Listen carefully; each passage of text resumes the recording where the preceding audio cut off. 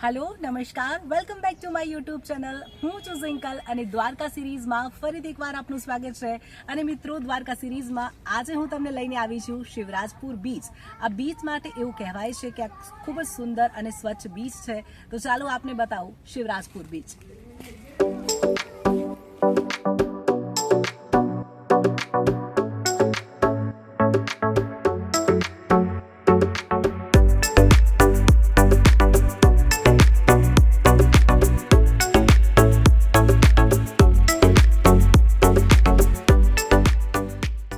એવું નથી કે દેવભૂમિ દ્વારકામાં માત્ર ધાર્મિક સ્થળો જ છે, પરંતુ અહીં યુવાનોને મજા પડે તેવું બીચ પણ આવેલું છે, જ્યાં તમે અઢળક રાઇડ્સનો આનંદ લઈ શકો છો।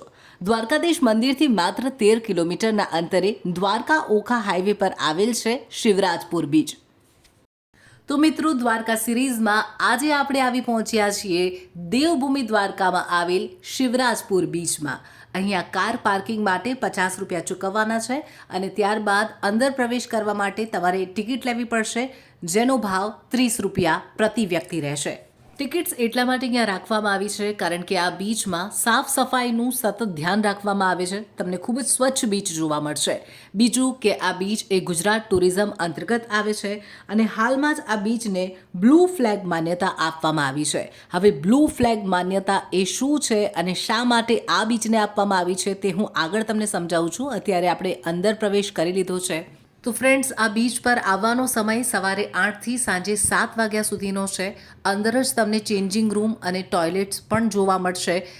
જો તમે દેવભૂમિ દ્વારકા ફરવા માટે આવી રહ્યા છો તો સામાન્ય રીતે મંદિરો અહીંયા ઘણા બધા છે, એટલે તમે ટ્રેડિશનલ કપડાં પહેર્યા હોય અને બીચ પર આ કપડાં અનુકૂળ નથી તો તમે અહીંયા ચેન્જિંગ રૂમ છે જ્યાં જઈ અને કપડાં ચેન્જ કરી શકો છો। હું પણ ચેન્જ કરવા માટે જઈ રહી છું અને ત્યારબાદ બીચ પર ઘણી બધી મસ્તી કરવાની છે। તો ફાઇનલી આપણે બીચ પર પહોંચી ગયા છીએ। આ બીચ ન માત્ર ગુજરાતના પરંતુ ભારતભરના પ્રવાસીઓ માટે આકર્ષણનું કેન્દ્ર છે। સુંદર મનમોહક દ્રશ્ય અને શાંત વાતાવરણ આ બીચને ખાસ બનાવે છે। શિવરાજપુર બીચ એ દ્વારકાના પ્રમુખ પર્યટન સ્થળોમાંનું એક ગણાય છે। અહીં દર વર્ષે લાખોની સંખ્યામાં પ્રવાસીઓ આવે છે। તમે અહીં તમારા પરિવારજનો, બાળકો કે પછી મિત્રો સાથે યાદગાર પળ વિતાવી શકો છો।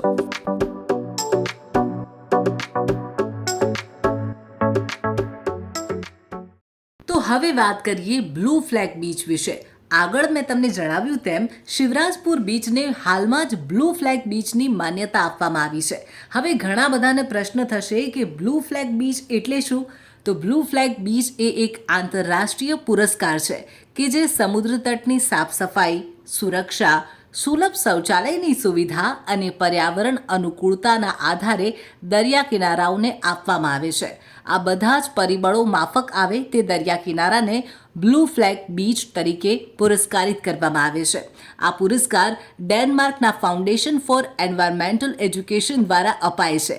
બ્લુ ફ્લેગ બીચનો ઉદ્દેશ્ય એટલો જ છે કે તમામ બીચ સાફ સુથરા, સુરક્ષિત અને પર્યાવરણની અનુકૂળતા મુજબ બનાવવામાં આવે, જેનાથી આવનારા પર્યટકો અને સ્થાનિય લોકો તમામ લોકો માટે તે દરિયા કિનારો આકર્ષક અને સુરક્ષિત બની રહે।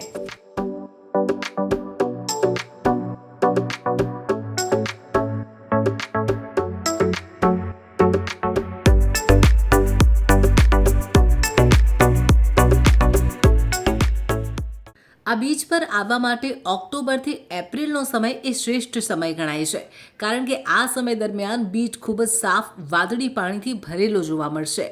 પ્રકૃતિ પ્રેમીઓને અહીંયા વિદેશી પક્ષીઓની મનમોહક ઉડાન પણ જોવા મળી શકે છે। તો વળી એડવેન્ચર કરવાના શોખીનો માટે અહીં સ્કૂબા ડાઇવિંગ પણ અવેલેબલ છે। સ્વચ્છ પાણીમાં સ્કૂબા ડાઇવિંગ કે પછી સ્નોકલિંગ કરી શકો છો, જે જીવનભર માટે યાદગાર સંભાળનું બની રહેશે। આ સિવાય તમે અહીંયા પેરાગ્લાઇડિંગ પણ કરી શકો છો। ઊંચા આકાશથી શિવરાજપુરના આ દરિયાને જોવાની મજા કંઈક અલગ જ હશે। તો વળી અહીંયા આઇલેન્ડ ટૂર પણ કરાવવામાં આવે છે। દરિયાની વચ્ચે એક આઇલેન્ડ આવેલો છે જ્યાં તમને બોટમાં બેસાડીને લઈ જવામાં આવશે, પરંતુ બપોરે લગભગ 2-3 વાગ્યા પછી આ આઇલેન્ડ પર પાણી આવી જાય છે, એટલે સવારે જ આ આઇલેન્ડ ટૂર અવેલેબલ રહે છે। આ સિવાય તમે જો બોટિંગ કરવાના શોખીન છો તો બોટમાં બેસી અને દરિયાની વચ્ચે જઈ શકો છો।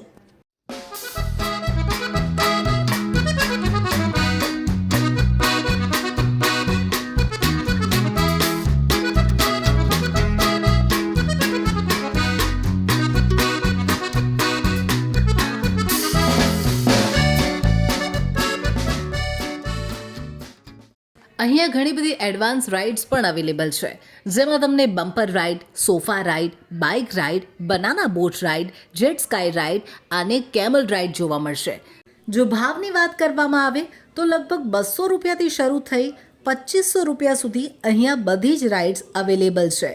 તો તમને જે પણ રાઇડ પસંદ હોય તેની મજા તમે અહીંયા માણી શકો છો.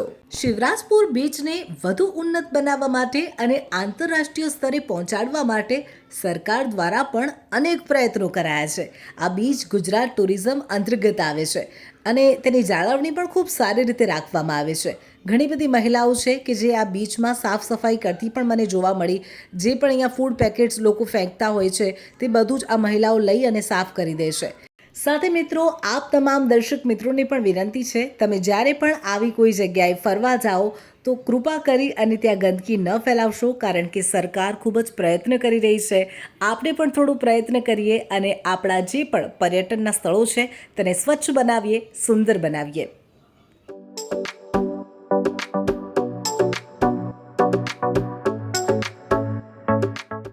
અહીંયા ઘણા બધા ફૂડ સ્ટોલ પણ આવેલા છે. બીચ પર મસ્તી કર્યા પછી પેટ પૂજા પણ કરી શકાય છે. મેં તો દરિયામાં ખૂબ જ મસ્તી કરી, દરિયાના પાણીથી ખૂબ જ રમી અને બીચ પર વોક પણ કર્યું. બીચ વોક એ મનોહર અને શાંત વાતાવરણને માણવા માટેનો બેસ્ટ રસ્તો છે. તો મિત્રો, હવે જરા જુઓ અમે શિવરાજપુરના બીચ પર કેટલી મસ્તી કરી અને કેટલી મજા કરી.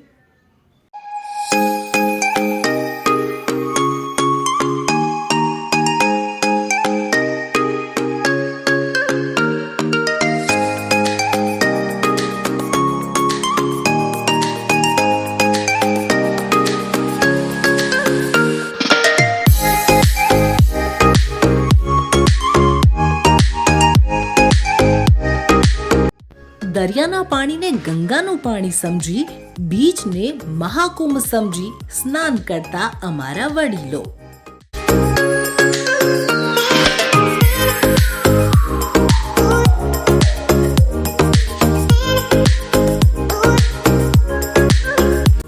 દરિયાની માટી ખોદીને પાણીની શોધ કરતા આ બે માનવીઓ.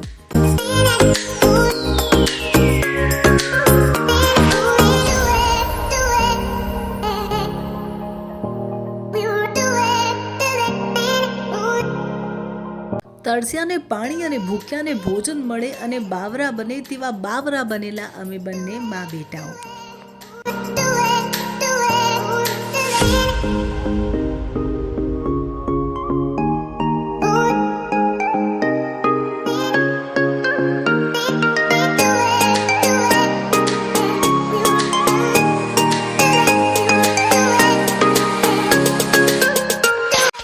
મહાકુંભ તો જઈ ના શક્યા.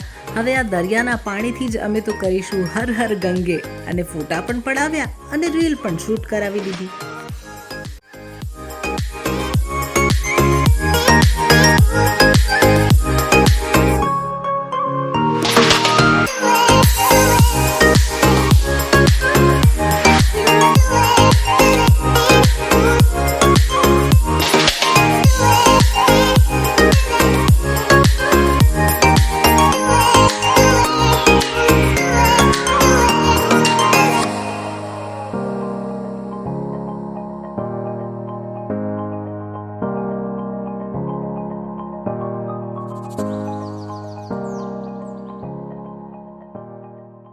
અમે તો બીચ પર ઘણી બધી મસ્તી કરી અને ઘણા બધા ફોટોઝ પણ ક્લિક કરાવ્યા છે. वो कहते हैं ना, असली मज़ा तो अपनों के साथ ही आता है. મેં તો રીલ પણ શૂટ કરાવી છે. કઈ રીલ શૂટ કરાવી છે તે જાણવા માટે ઝડપથી મને ઇન્સ્ટાગ્રામમાં પણ ફોલો કરી લો, જ્યાં તમને ઘણી બધી મજેદાર રીલ્સ જોવા મળશે. બીચ પર નાહ્યા પછી અહીંયા સ્વચ્છ પાણીથી નાહવા માટેની સુવિધા પણ અવેલેબલ છે, જ્યાં તમે નાહી શાવર લઈ કપડાં ચેન્જ કરી શકો છો. તો મિત્રો, આપણી દ્વારકા સિરીઝના શિવરાજપુર બીચમાં હાલ બસ આટલું જ, પરંતુ આપણી સિરીઝ હજુ પણ ચાલતી રહેશે અને હજુ પણ આવા અનેક સ્થળો છે જે હું તમને બતાવવાની છું. તો મારી ચેનલને જો હજુ સુધી તમે સબસ્ક્રાઇબ ના કર્યું હોય તો સબસ્ક્રાઇબ કરી લો, લાઈક કરી દો અને શેર કરી દો. હવે મળીએ નેક્સ્ટ વિડીયોમાં. Thanks for watching.